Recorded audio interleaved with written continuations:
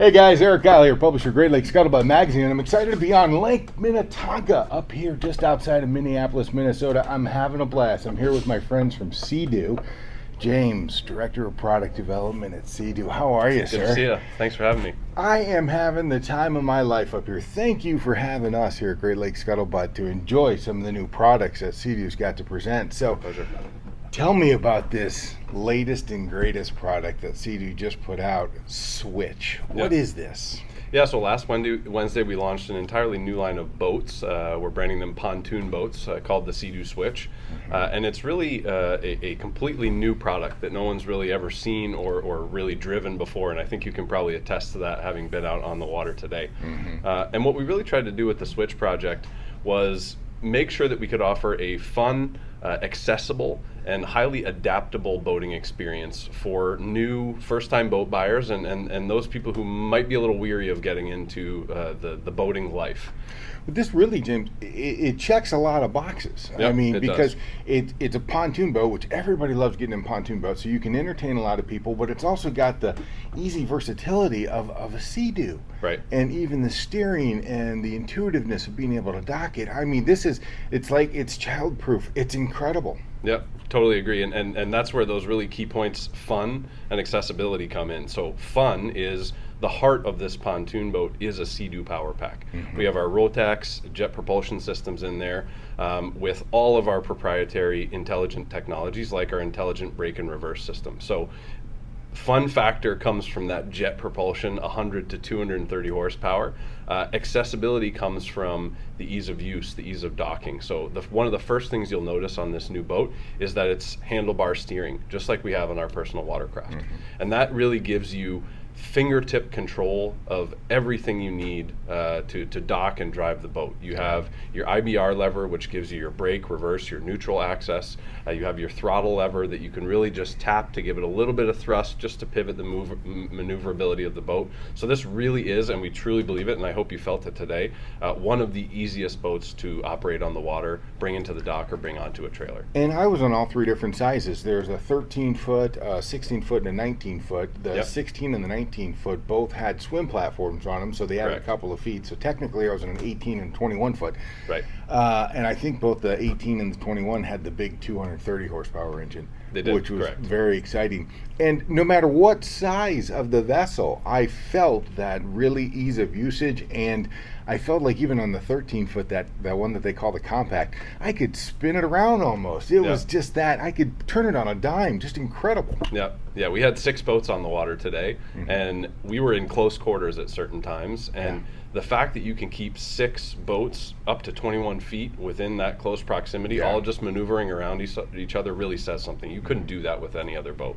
Well, and something, I mean, I hope that I'm not going out of bounds here, but when we were switching boats, people from boat to boat, we were going bow to bow. Yep. I didn't feel unsafe. I didn't feel in danger at all. And the boats just, I mean, it's so easy for people who have never been on a boat before to be able to do maneuvers like that. That would take so much precaution if you were on a regular boat. Absolutely. You know, we've had people testing this product that have never driven a boat before, and they're nervous. You can visibly see them shaking when they drive that for the first time. Within seconds, under a minute, they feel at ease. It just gives you that confidence right away. It's intuitive. Everything's at your hands. You don't have to move your hands off the handlebar at all. We had somebody wakeboarding behind the boat today, and we had a first-time tuber behind our boat today, which was just, I didn't expect that out of like a SeaDoo. I don't normally expect to be able to do those types of things because you usually think of a bigger boat to be able to do that, but you can do it in these without any problems. Absolutely. Yeah, and you were on the sport package, so we have 2 different packages, the sport and the cruise, and on that sport package, that's what you're going to have. You're going to have more access to those tubing activities with a dedicated tube holder on the back, what we call our ski mode, allowing you to really have that nice easy ramp up for a perfect pull every time and set a constant speed when you get up to that top speed. So that sport models really acts to those water sports. Wakeboarding's possible as well. So I'm glad you enjoyed that today, and I'm sure there's going to be a lot of first-time tubers on this boat. Well, and I got to tell you, in the meeting this morning, I was a little concerned, thinking this was going to be like a Lego boat because the seats and the chairs and the cushions and everything, it's like little components because you've got the entire deck free to do whatever you want besides the helm station. And you can configure it, probably which is why it's called the Switch. You can configure it in any way that you want. I'm thinking that, these seats are like 20, 25 pounds. How well are they going to hold? It was solid. That was a solid ride, a solid boat. And I hit as much wake as I could to try to get a little air, as they say. And I was very impressed. Good. Well, I'm glad to hear that. And like I said, the 3 key points on this boat are fun, accessibility, and adaptability. So that quick attach tile system that we call our Lego inspired deck really allows for that. Allows you to add, remove, subtract, move around features or furniture as you want. As the day evolves, as your ownership evolves, if I have kids in the household, I might want some more seats, maybe room for a tube. But if they go off to college, I might want to turn that into a fishing machine and just have an open platform on the front. Couple clicks of a lever and those seats come right out. Well, and we've got 3 daughters. I mean, so we can put a couple sun pads out there for them, and we can put 2 or 3 different seats in there for guests, and then 2 or 3 seats for us, and we can accommodate 8 people out there, 8 people out there. Pretty comfortably on that 19. But if you wanted to have more people on there, you can just line it up, row it up the seats. Exactly. Take the sun pads off and be able to replace it with seats. And there's storage underneath each one of the seats as well.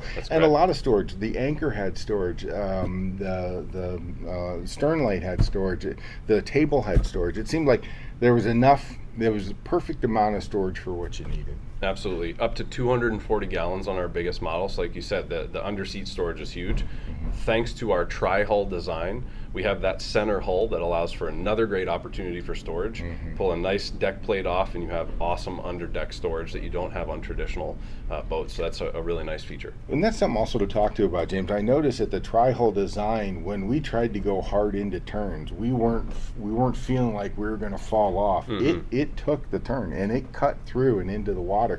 Talk a little bit about the engineering of that tri-tune design, because the middle one's obviously larger, beamier, and deeper than the outside two. Correct. Yeah, that hull is all about stability, efficiency, and agility. So stability for us is the position of the outer tunes.